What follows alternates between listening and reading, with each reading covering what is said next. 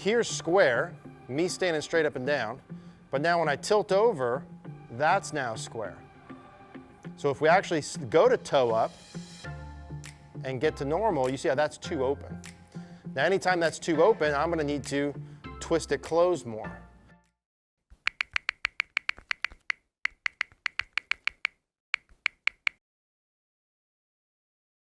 Okay, Matthew, so toe up to toe up versus shut, set, swing, I think you said.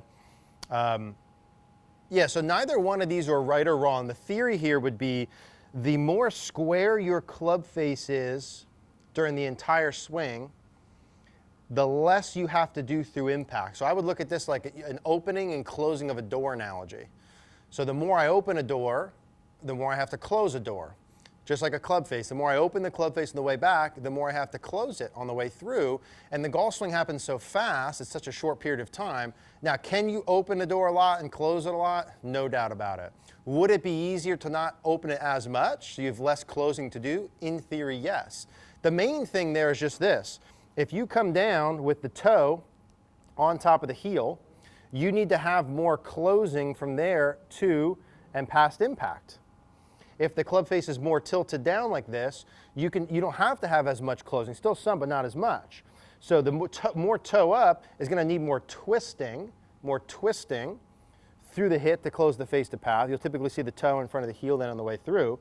If you're more tilted down, you don't need as much twisting. You can just have the club head go right on plane. The thing you got to keep in mind in terms of where the toe is we're on a tilted angle down towards the golf ball.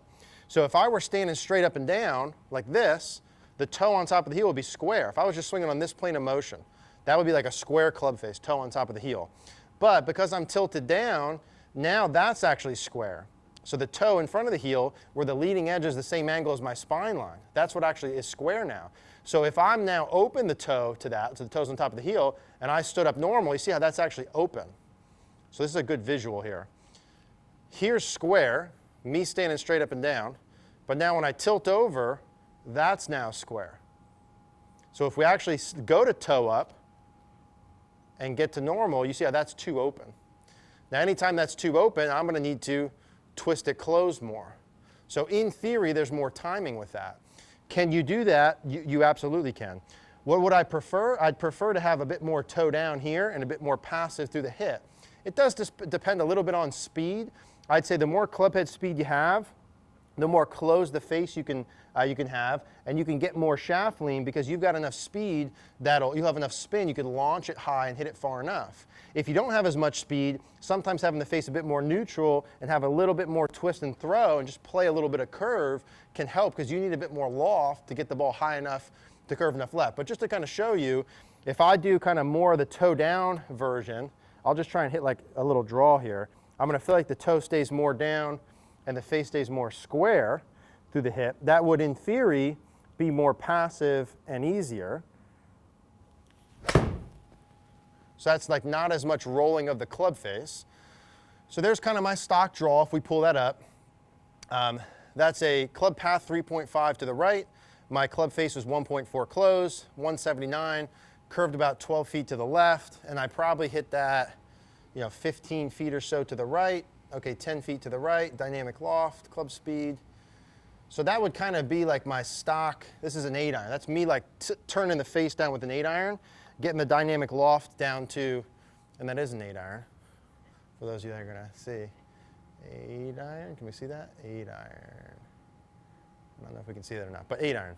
So that's because I took the loft down to 22 degrees. Now how I took the loft down is by having the handle more forward. How did I get the handle more forward? Is I had the face more square to closed. Now, if I have the face a bit more open, I can still hit that same shot. Usually I'll get more curve, and usually the dynamic loft will be higher, so I won't hit it as far.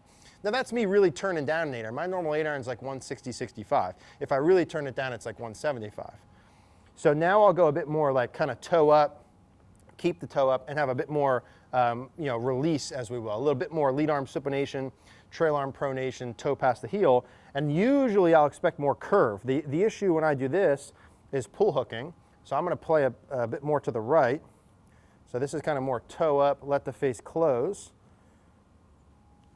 And that's usually a bigger curve for me. There we go. So now you can see the difference between the two. If we pull up the last one versus this one, the last ball curved only 12 feet to the left. So this last shot I hit, see some of these numbers. The last shot I hit, the ball curved 12 feet to the left. My face was only 1.4 close to the path.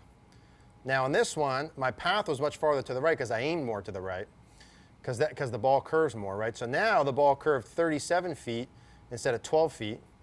I hit it 5 yards longer. My face was 4.5 close versus 1.4. What does that all mean? That just means that the players who I see who have the best club face, like more tilted down, like the set it and let it go piece like this, that are more passive on the way through, typically hit it the straightest. That you would look at like a Victor Hovland would be a beautiful model, someone who's super tilted down with the face and very passive through the hit. On the opposite end of the spectrum would be someone who's real toe up and has a lot of throw. That would be like a Phil Mickelson type of player who would curve the ball a lot. So obviously both of these can work, but those would be the pieces I would expect. If you want them more passive, you want to make sure the grip's strong enough to start with, but the toes in front of the heel, the face points at the ball. I feel like the face is more tilted down the whole way down. Then you have to have good pivot, good shaft lean, good inclination to the ground to do that. That will hit the ball very solid with less curve. If you want to have a bit more curve when you play, you would feel a bit more toe up and then let the toe get to the left of the heel and have a bit more arm rotation. You can feel your lead arm more rotation, supination, and then trail arm more pronation, right? So if I'm working with a player who has the toe more open and they, for whatever reason, don't want to change that, then I know I need to add more of this. I got to get that lead arm more supinating on the way through, get the toe in front of the heel. Now that adds more timing, quote unquote, on paper, but I can do that and hit a draw, right? I can do that, have more toe up, more face rotation, aim to the right, and play a bit more of a draw pattern.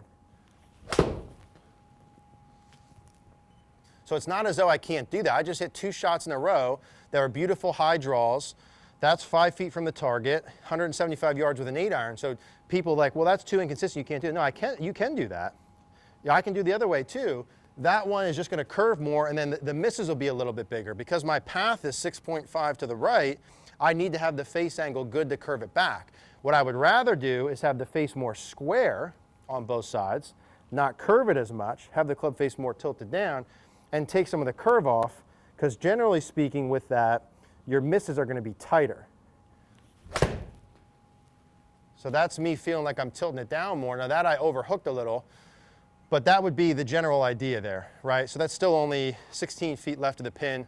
The dynamic loft's a lot lower. You can hit the ball a lot farther. So I think just as a recap, that pretty good there, but as the toe's more up, you're going to have more loft. So it should go a little higher, maybe not quite as far and curve more. If you're going to be tilted down, you're going to have less loft. It's going to be really solid, go farther and not curve as much. All right, guys, thanks for watching. If you have a question that you would like answered, that we can make a video like this for you, just leave it down in the comments down below. We're going to be picking a couple of questions to make videos like this about. Appreciate all the support. Appreciate you guys watching.